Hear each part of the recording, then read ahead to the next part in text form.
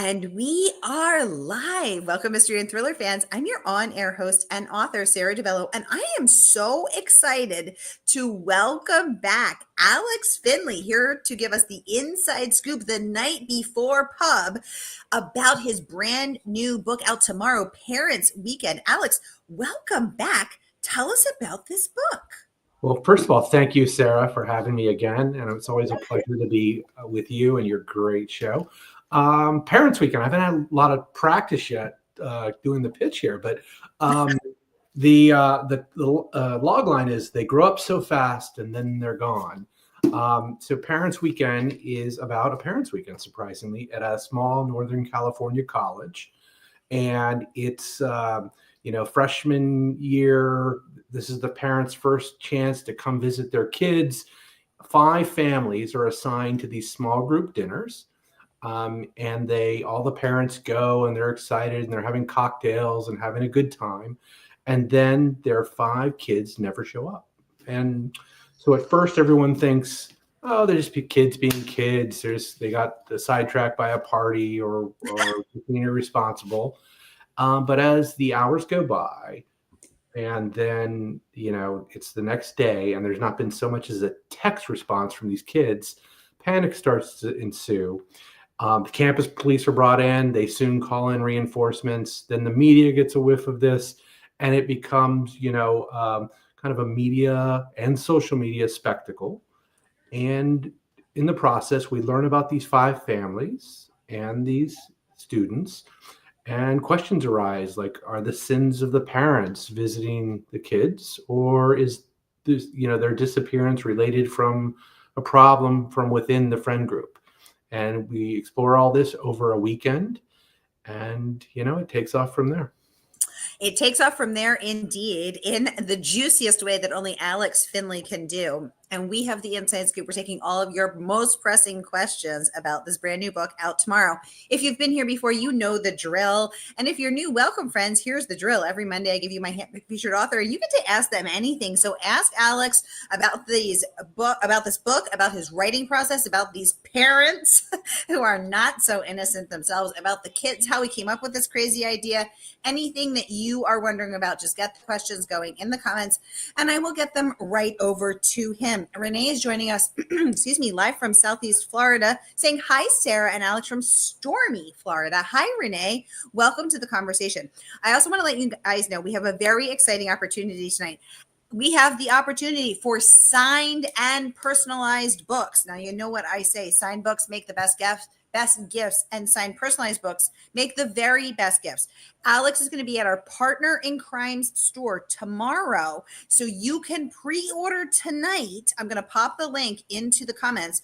And the good folks at Murder by the Book, our favorite woman-owned independent bookstore, can ship to anywhere in the world. So you can. We have Mother's Day coming up. You know what would make a good Mother's Day gift? Parents Weekend.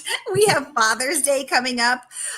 We have, you got to think ahead. The holidays, your birthday, gift for your friend who is a murder mystery lover. Anybody, gift yourself, gift others. But again, the perfect gift, I think, for Mother's Day or Father's Day. Here is that link, whether you're watching with us on Facebook or YouTube. Okay, Alex, tell us how you came up with this crazy idea. I'm wondering if maybe you were at a Parents Weekend and you thought, oh my God, what if my kid went missing? I mean, how did this happen? Well, yeah, I'm the father of 3, and I've been to multiple Parents Weekends. The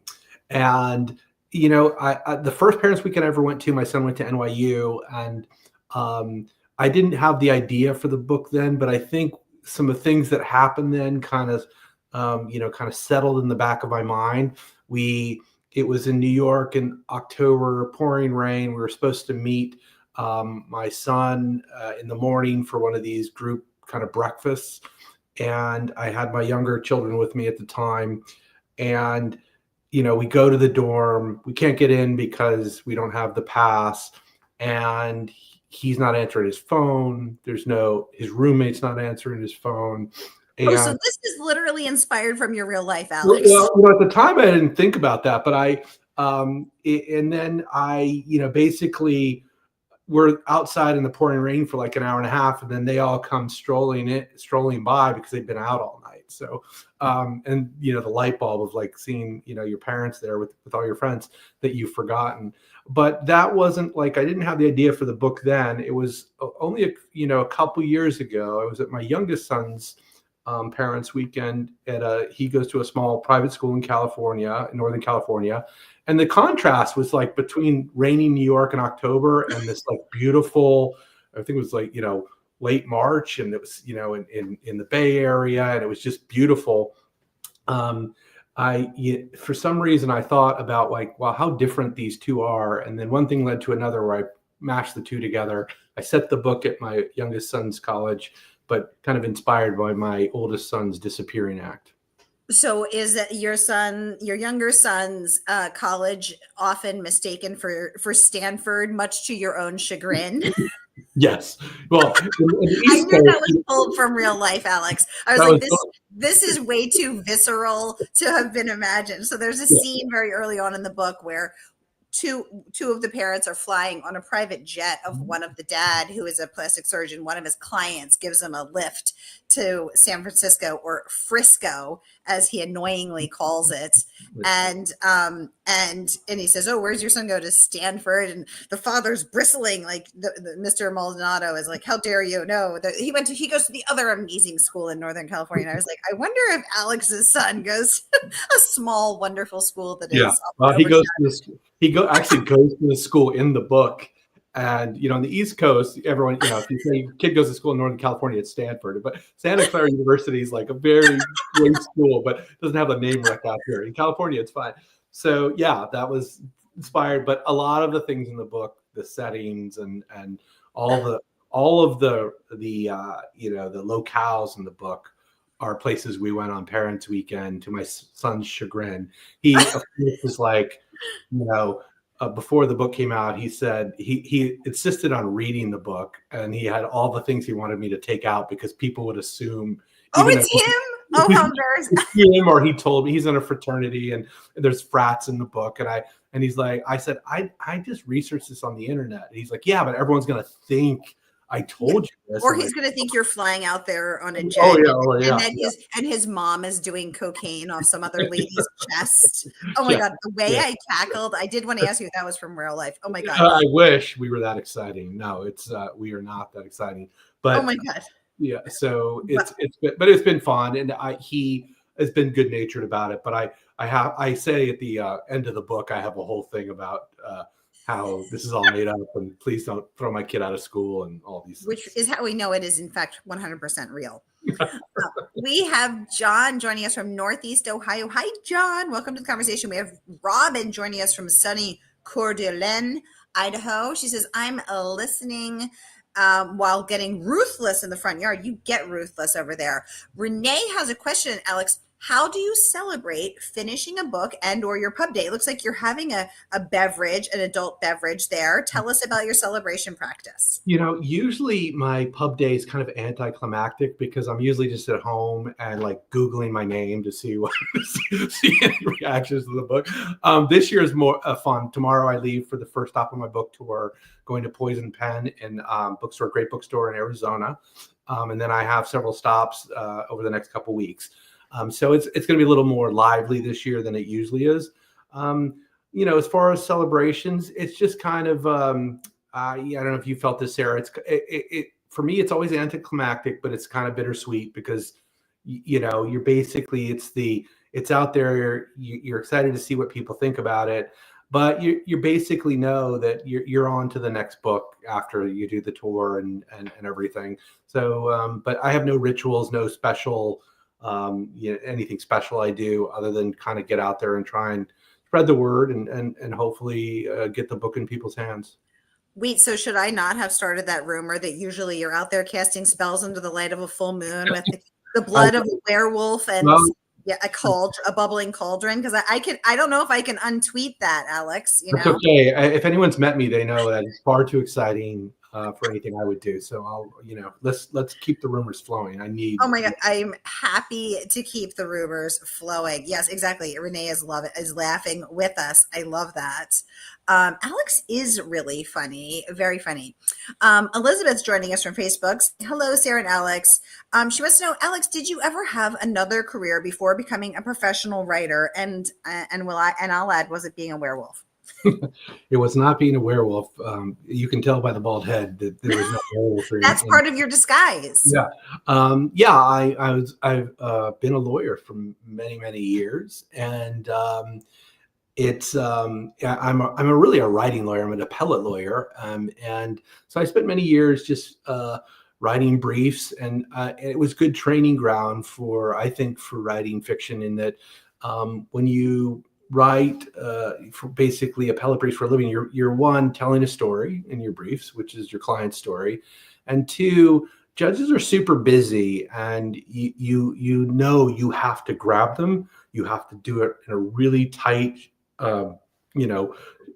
brief way, and so for more than a decade, I spent my days writing, trying to say as much as I could with as few words as possible, and telling a story. And when you're in the thriller genre, that kind of translates pretty well, because we're not into the kind of, or at least I'm not into kind of big flowery descriptions of in the beautiful prose. We're into moving the story and keeping things moving and saying it really tight.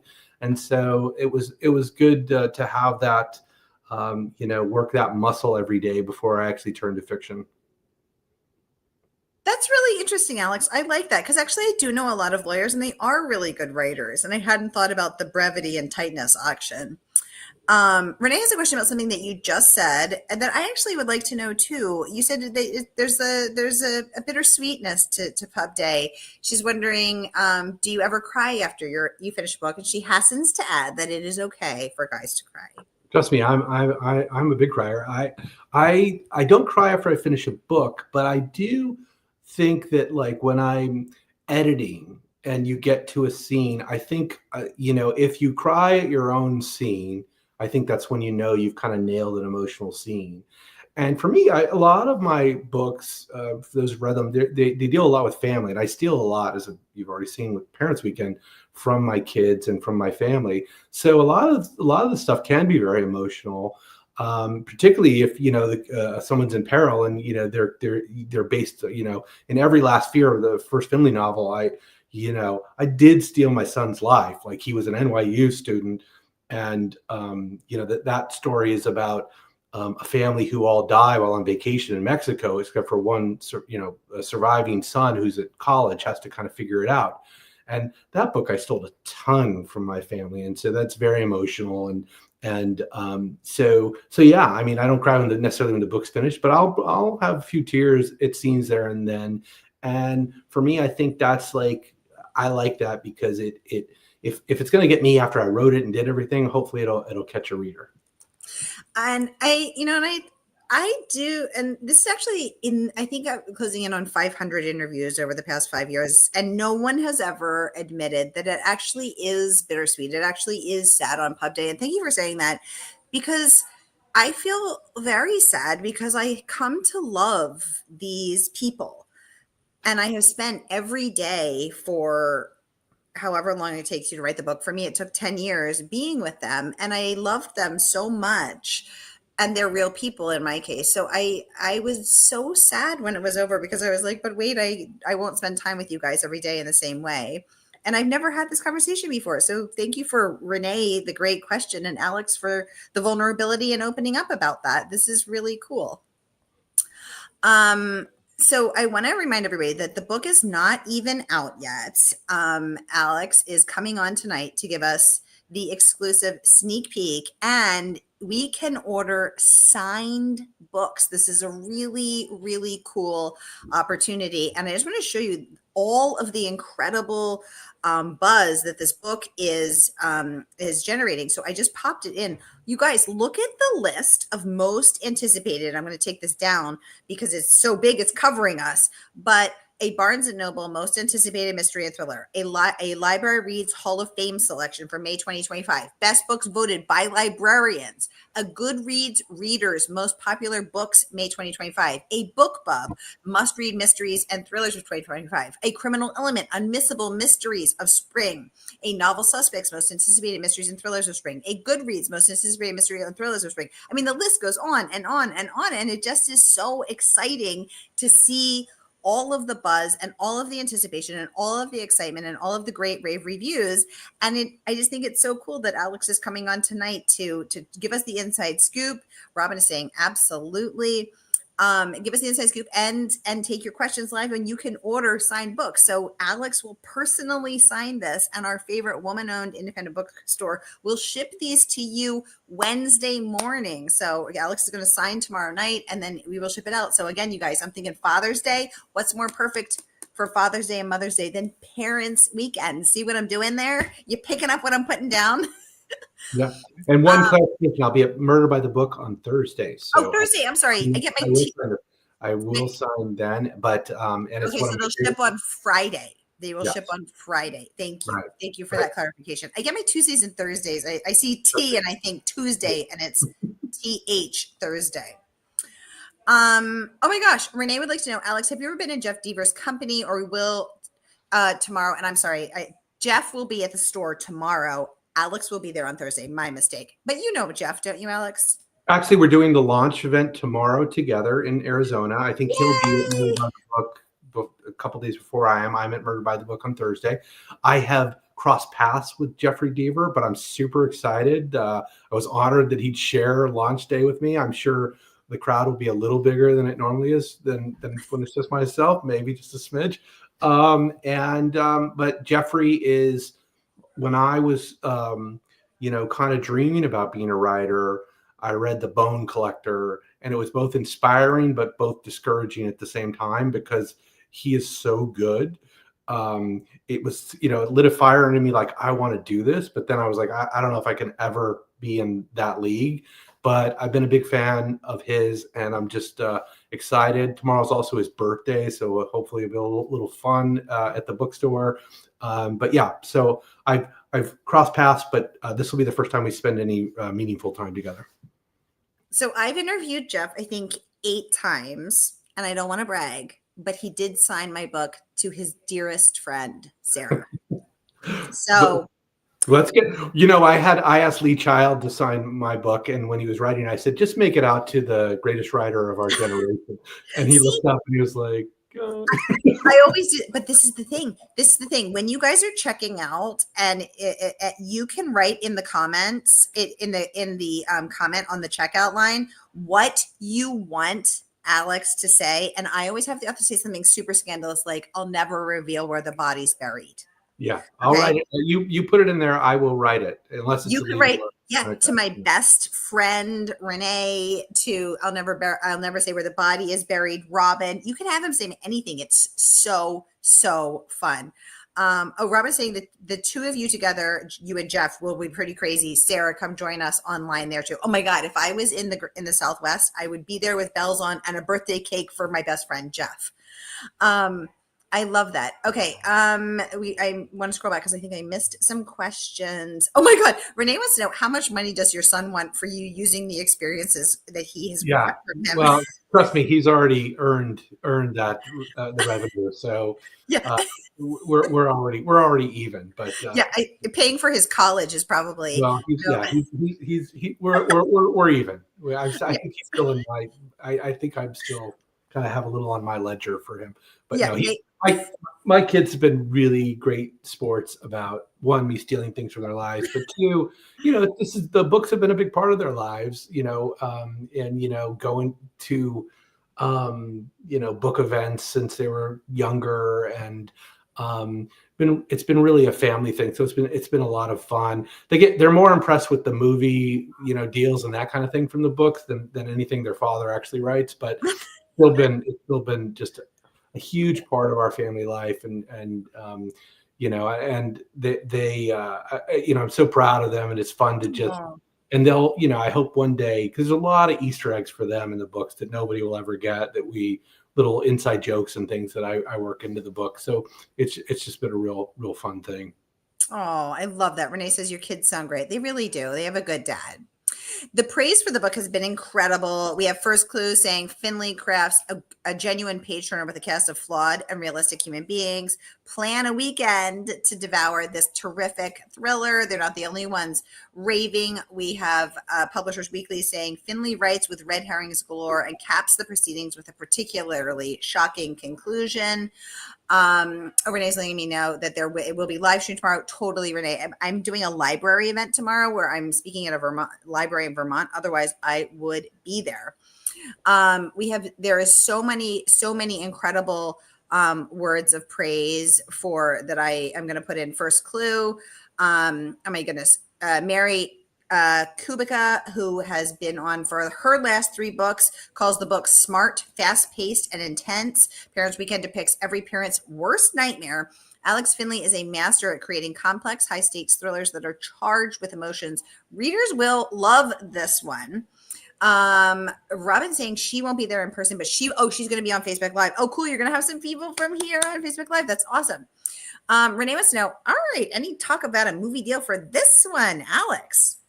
Yeah, actually, this is we are in negotiations with we have a couple of offers, and so I can't really say much. We haven't closed the deal yet, but I'm optimistic. I will say I can't say who it is, but a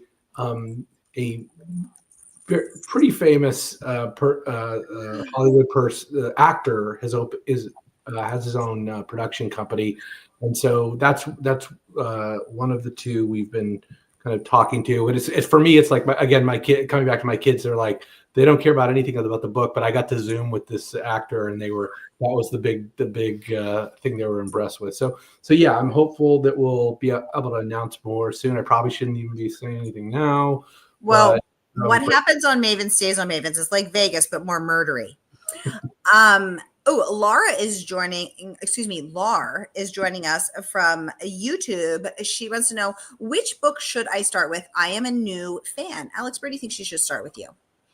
All the books are standalone, so you can start anywhere.